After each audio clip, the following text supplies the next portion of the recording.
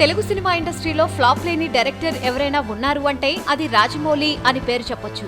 ఎందుకంటే ఆయన తెరకెక్కించిన 10 సినిమాల్లో ఒక్కటి కూడా ఇంతవరకు ఫ్లాప్ అయిన ఆధారాలు లేవు. అయితే ఇటీవల ఇండస్ట్రీలో అల్లు అరవింద్ కు రాజమౌళికి చిన్న మనస్పర్ధలు వచ్చాయని వార్తలొచ్చాయి. ఒకానొక సందర్భంలో రాజమౌళిని కలిసిన అల్లు అరవింద్ మరోసారి మనం కలిసి రామ్ చరణ్ తో సినిమా తీద్దాం అని అన్నారట. ఆ మాటకు రాజమౌళి వెంటనే మీతో సినిమా తీయడం కుదరదని అన్నాడట.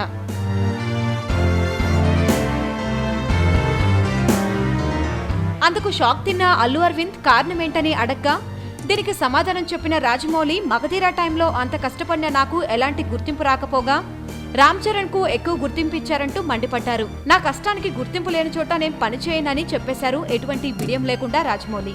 ఇలాగే కొన్ని రోజుల క్రితం చరణ్ తో మళ్లీ మగధీర లాంటి హిట్ కొడతారా అన్న ప్రశ్నకు, నా జీవితంలో మళ్లీ ఆ హీరోతో సినిమా తీయను, కష్టానికి ప్రతిఫలం దక్కని చోట మనం ఎంత కష్టపడినా ఫలితం ఉండదని జక్కన్న తన నిరాశను వ్యక్తం చేశారు.